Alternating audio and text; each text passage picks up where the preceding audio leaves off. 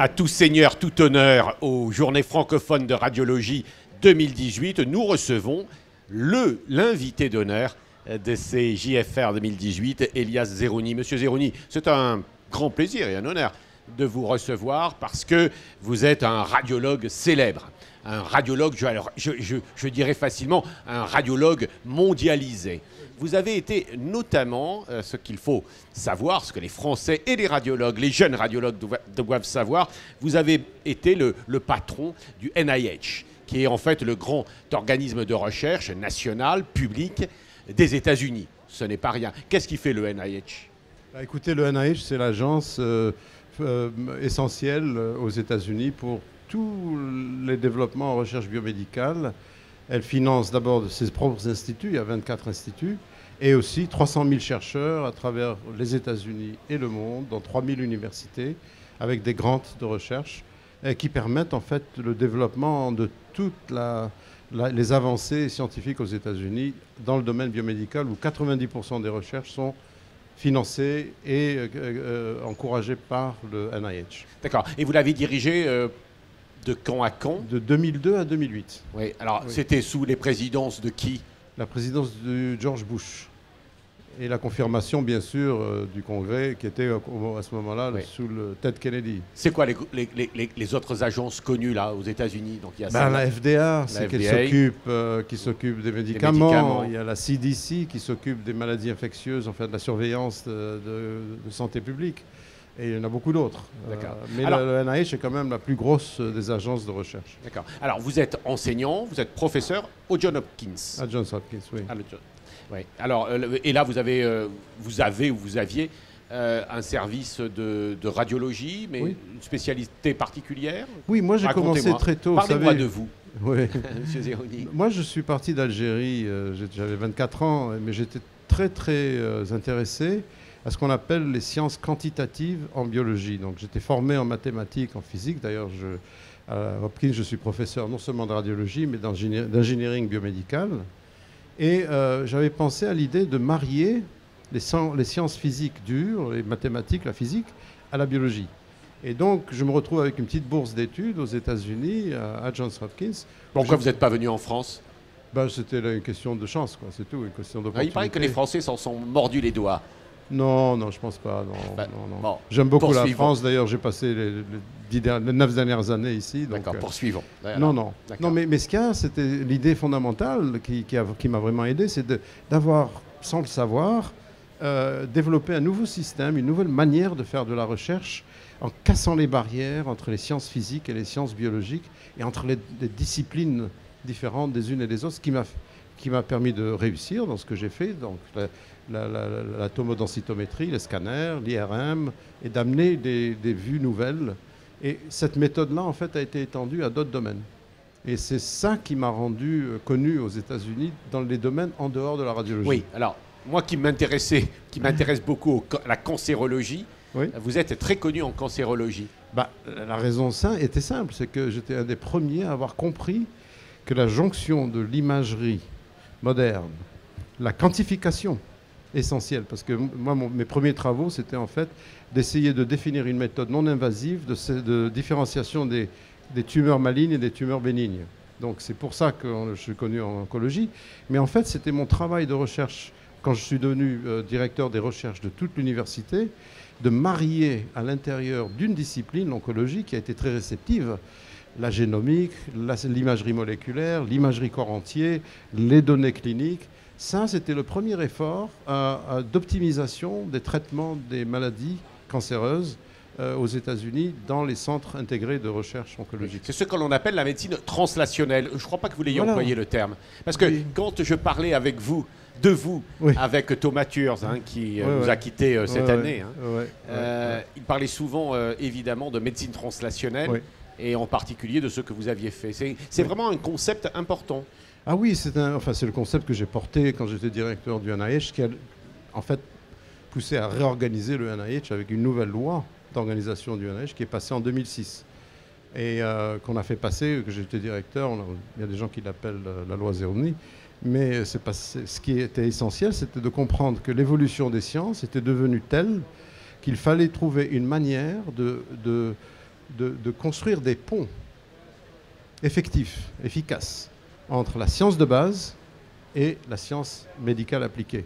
Et en fait, toute cette phase intermédiaire était une phase qui n'était pas du tout servie. Et c'est ça qui a permis, en fait, toutes les avancées que vous voyez maintenant, où il y a une connexion des scientifiques entre les sciences de base et les sciences appliquées. Et tout ça doit être quand même organisé. Donc vous avez tenté, vous avez dit de mettre à bas les silos, parce qu'en France, on nous dit sans arrêt que nous sommes des spécialistes, experts en silos. Ouais. Hein, ouais. C'est votre sentiment aussi? Je suis d'accord. Ah ouais. Et alors? Oui, non, mais c'est pas bon, c'est pas bien, c'est pas bon.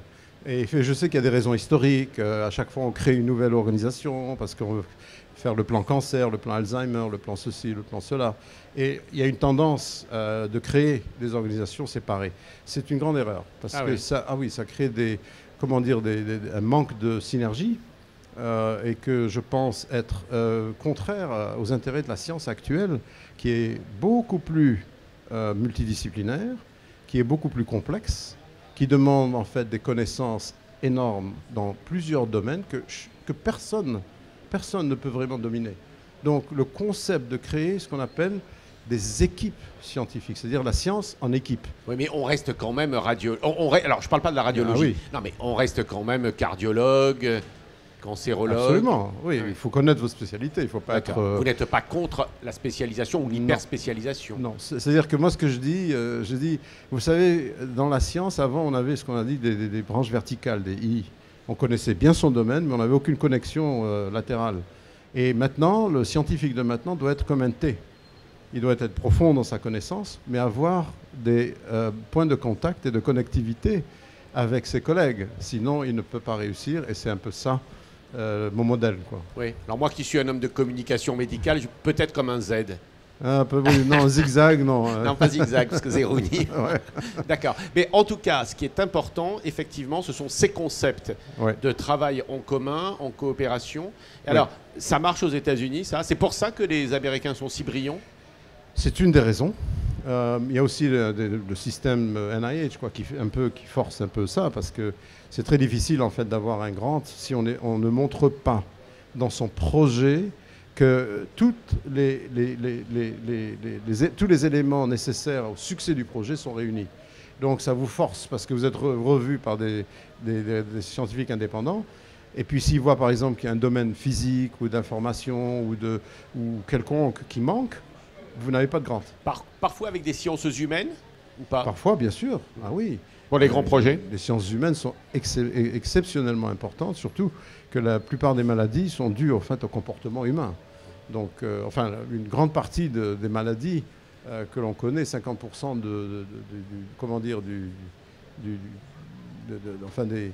des risques médicaux sont à l'environnement, conduits par l'environnement et surtout par le comportement.